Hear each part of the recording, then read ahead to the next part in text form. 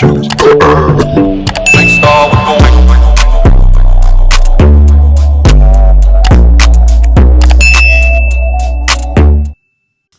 What's going on, guys? Welcome back to my channel here with the Greenleaf review.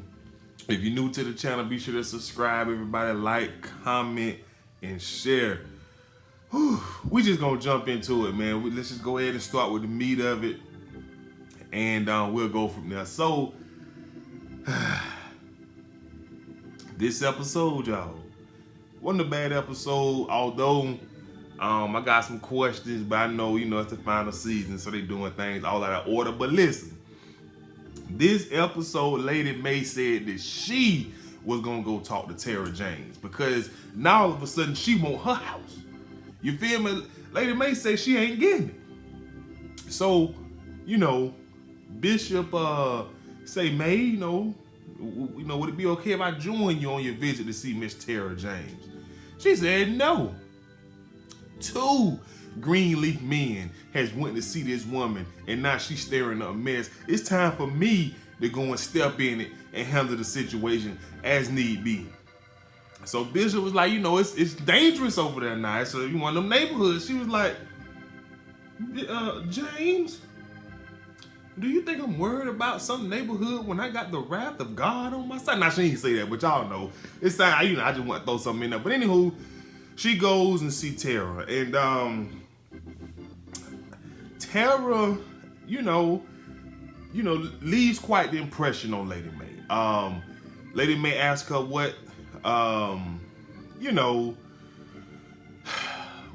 Lady May was like, haven't you thought about being more ambitious? And she said, what's more ambitious than feeding hungry kids and saving a soul? And Lady May say, saving 1,000, feeding 100,000. I was just like, damn. So, nevertheless, Tara James was like, listen, Jesus didn't build. Jesus didn't go out and seek those to be healed. He healed and did for those that was, in his presence. And so, that thing touched Lady May. So Lady May go back to the house, and when she get back home, Bishop talking to AJ, but we'll get that in a second. And so Bishop asked her, how did it go? And she said, I think we're gonna have to give her the church. Give her the house. And Bishop said, says who? Lady May said, she said, God. And so Bishop said, well, he ain't told me that yet. So, we ain't, we ain't doing that. So, anywho, fast forward a little bit. Bishop goes to Grace, asks Grace for some money. Possibly they can pay off Tara and, she can leave this thing alone. And then he goes and tell Lady May about the idea, and she hates it because she says that money haunts her of the one lie, the biggest mistake of her life that she carried with her for 40 years. And that's, lying about who Grace's daddy was, etc., etc. So y'all know the vibe. So, next thing the family, and like I said, we're going to touch all that, but I'm just trying to get to the meat of it first. Charity comes up with the idea to go to Calvary that night before they tear the church down in the morning, basically to say thank you. Not goodbye, but thank you. And while they was there, I don't know who wrote Bishop, script for this episode, but man, he was talking that talk. Bishop said, and it was so touching. He said something along the lines of, it's amazing how, we worship that Good Friday that wasn't great at all back in, back in the times. You know what I'm saying? And he also said something about, I don't know, man. Y'all seen the show, but I did thought the line when he said, it's amazing how we worship Good Friday, but wasn't nothing good about it. And then he just kept going on and said, Jesus, he always made a way. He let everybody persecute him, call him a criminal, and do all of those things when he did nothing but save souls and save lives. And so Bishop resonated with that, because when him and Lady May was going back and forth about the money and giving the girl the house, he said, you making me look like I'm a killer. which I couldn't agree with more. But, you know, the fact that, we ain't gonna compare Bishop to Jesus now, you know what I'm saying? But I thought that was a great script. Whoever wrote that, man, they did an awesome job with it. And so Bishop leaned over and told Lady Mae, you know, you can give her the house if you want. And Lady Mae said, only if Jesus want her to have the house. So afterwards, they go and pay Tara James a visit. And when, you know, they get there, you know, they're talking to each other. Well, you know, James, it'll be just like when it was when we first started building it from the ground, etc., etc. And, you know, they knock on the door. Tara comes to answer the door. And she was like, oh, you guys are back so soon. And no other than the luxurious, the one who this show needs and we miss, Rochelle appears. And she tells Tara, I told you, them Greenleafs always seem to find their way back. And so she, you know, as she leaves, the escalator's coming around the corner, and we can only assume that it's basic driving that Escalade. So let's just get into it, folks, while we here. I've been begging that we get at least Rochelle. I have. But see, I got to go on a little rant. Pardon me.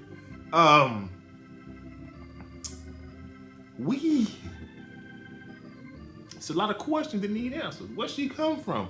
The last we seen Rochelle, she was on the run with Basie, you know, for his you know, his extracurricular activities, the gambling. And not only that, this makes me feel like this all was a plan, a plot that Rochelle and Basie was working with the H&H people that put Fernando in the loop to sleep with Carissa and put the bug in Carissa's ear. So therefore, she threatens Jacob, and the family get out of hand with it, and then the old Will reappears. I just need to know, how did we get here? Because it ain't making sense to me, because like I said, last time we seen Basie and Rochelle, they were running out of town. You know what I'm saying? Like I say, it makes H&H. They got to be working with H&H. It's the only way I could like kind of explain it. Excuse me. That's the only way I can kind of explain it where it makes sense. And so, nevertheless, I don't want to spend too much time on it because I can, but I just don't know how I feel about it. I'm excited that they back. I'm excited that we got some mess to deal with. I am. But now we dealing with trying to do something with it. I don't know. We trying to save the church. I don't know if we trying to start a new church. And now I don't know if we trying to save the house or what. We got some things to deal with the Greenleaf family. But you know what? I can't wait to see it. And I'll be happy. You know what I'm saying? So anyway, so let's just go ahead and get into the rest of it. So the show picks up. Sophia in bed. Gigi comes in to wake her little light behind up to get downstairs to her grandmother's Sunday service. And so the young lady was like, she been dealing with texts from the stupid girls in Hampton. So she getting bullied over these titty pictures that she sent Dante to Nikki, then put on the internet. We're gonna have to deal with that accordingly. Like, somebody gonna have to lay hands on somebody this season. That's all I'm saying. So anywho, moving on from there, Carissa asked Jacob, is he still all game for telling Zora after the service about the divorce? And he was just like, yeah. And let's just get into that right then and there. So after the service, Zora and Sophia, they watching Charity's son Ethan for her while she go upstairs to call Phil Daddy Yusuf. And so Carissa and Jacob comes in and tells Zora, we need to talk. So they go and talk. So they break the news to her that they getting a divorce, and she was just like, you ain't got to say it, it's not my fault, she know, etc., etc., because most parents always start with saying that. But then somehow or another, she just gets upset, and she was like, for the sake of Mom, I wish you would have, divorced him. Y'all divorced a long time ago, because who she's gonna be with now? What, an old man? Thanks a lot for that, Dad. And so Carissa kind of, just a tad bit stepped in and said, sweetie, this is not all on your father. And, she storms out or whatever, which is perfectly fine, but I didn't think she cared so much, because she done been through her rebellious stage, I want to be grown stage, I can't stand y'all stage, I want to be with a nigga that's going to beat my behind stage. I don't know why I can't picture her caring this much. But anywho, she goes to her loft and she go crying. But back, Carissa and Jacob, they gonna take Winky, the son, to a psychiatrist the following day to break the news to him. But Carissa was like, I am still willing to drop all of this. But if we go and tell Winky tomorrow, it's over. Now, I don't really understand Carissa's, POV here. I guess because I'm still confused at what leverage she thought she was gonna have for bringing up this will if she didn't want a divorce. I'm also still confused with, do she really want to be with Jacob, or do she really want to be a part of this family? You're gonna always be family. You got 2 children from him, so you're gonna always be family, boo boo. You know what I'm saying? So I just don't know what it is that Carissa wants. You know what I'm saying? And not that it bothers me now. You know what I'm saying? But I don't like this. I like the spitefulness, Carissa, that just get on my damn nerves, because that makes for great television. I need that back. So anyways, moving on.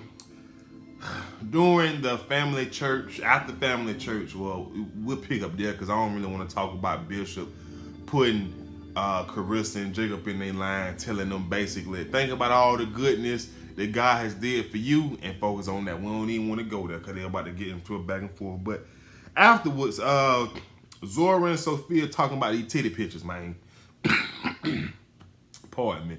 They talking about these pictures, and she asked how they got out, and she said, well, basically some guy from Hampton who followed Dante's screenshotted them, and now they all over the place. And so she don't want to go back to school. She never really wanted to go to Hampton in the first place. She only went so she can get out of the house. Excuse me. Etc. Whatever, girl. You want to go to college. Ain't nothing wrong with that. Don't belittle that just because you don't got some titty pictures out there. Go face it head on. So, anyways, moving on. Bishop and AJ, they have a moment. Bishop asks AJ to join him, and he takes him out back to a shed where he has a 1964 Pontiac GT Burgundy Red that his father bought him. It was always his dream car, but he never had the courage or the faith to put it together. And he asked AJ what's his dream car. He said it's a Beamer. And Bishop asked, make and model. He said it don't really matter as long as it's black with a drop top. It's still a Beamer. You feel what I'm saying? And so they have a conversation because Bishop told, he said, look, I'm not going to try to save you now. That ain't my job. But he had a conversation that, his father gave him this car and, to build, and, he never had the faith or courage to do it. Faith without works is dead. And so AJ is looking a little confused, and Bishop really didn't dig too deep into it, but he basically telling AJ, in order to get better, you have to work on it. You can't just want it, you have to work on it and believe in it. So he tells AJ that the car is not a Beamer, but if he helps him put it together, he'll let him have it. And so that was pretty nice of Bishop. It really was. And so they go back in the house, and Bishop, he said something that's to AJ this kind of need to be said a lot more in these churches, man. He says Christianity is not a rule book. It is an experience, and that God is real.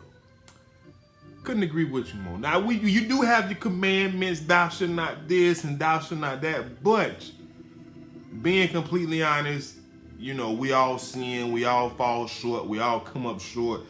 It is our job to do the best that we can, believe and confess with our mouth, believe in our hearts. Y'all know the whole deal. So I really did enjoy that scene from Bishop. And so, that was that.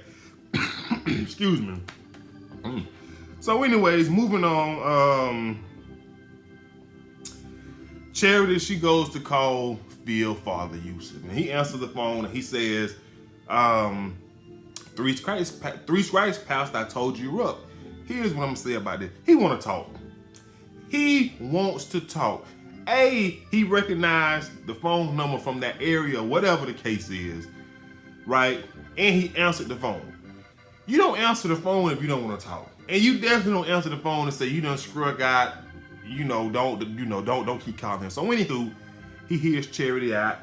She obviously tell her little sad story about her getting dumped by his son. Yada yada. Y'all know the vibe. So anywho, she asked him, any information about his wife and the lending company or whatever the case is would be great. They need to put a stop to this, etc., etc. And he wants to help, but something is keeping him from helping, and we don't know. Excuse me, what that is quite yet. But there is something that he knows that he wants to share. But yeah. But he answered the phone, but don't answer the phone if you ain't got nothing to say. Just don't answer the phone at all. Don't do that. He want to talk. So anyways, moving on. Let me go ahead and sum it up real quick. Like AJ talking to Sophia about the titty picture, right? He trying to get her to tell him what's going on. So I assume she told him. And basically he tells her that you have no balls. You need to go and face this and grow up. Your auntie, Charity, Jacob, his wife, grown people don't live at home at those ages. You got to go and spread your wings. And so he asked her, what is it that she want that she can have? And so she was just like, I want to stay here with you and Zora. He said, see, you ain't got no balls. Even if you stay here with me and Zora, you still not dealing with your problem. And I'm just like, hold up, wait a minute. I'm not appreciating this type of solid advice coming from this clown. I'm just not. You need to take that advice and deal with your problems yourself, Mr. AJ. So that was pretty much that scene. So anyway, like I said, moving on, Zora goes to her hut to cry or whatever, and Grace comes in. Now, we did find out earlier that Grace and what the boy named Noah, they doing the first concentration Sunday at Calvary. Grace lost her virginity in the church. Now the preacher's kids, they do what they do. We gonna leave it at that. We ain't gonna get too deep into it. They hunching in the church, Lord. Hey, they hunching, they getting it on in the house of God. And that's where AJ was born. I mean, made probably. But I ain't, we ain't gonna do all that. We ain't gonna do all that. So anyway, he tells her, cause she give him the scoop about what's going on. He tells her that the old groundkeeper, whoever that stayed in the cabin before he did, left a journal of drawings of plans of what he was gonna do with the house once Miss Davis or whoever the white lady named that died and left the house to them.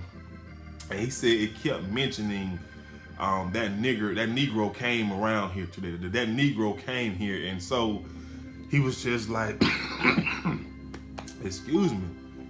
He was just like, what if, he was referring to Daryl James, and so that's why Grace went to Zora's little cabin to see if she could find it. She did find it, so hopefully there's some good to come from that. But yeah, man, I believe that is all that happened with the episode last night. It was an awesome episode, man. It was an awesome episode. I got some questions that I won't answer, but I know I'm not gonna get them answers the final season. We're on a mission, but it is what it is. Y'all let me know what y'all thought of the episode in the comments below. If I missed anything of importance, let me know in the comment section. Happy Monday. You know the vibes. Talk to you guys later. Be sure to subscribe, like, comment, and share. And we out of here. Peace.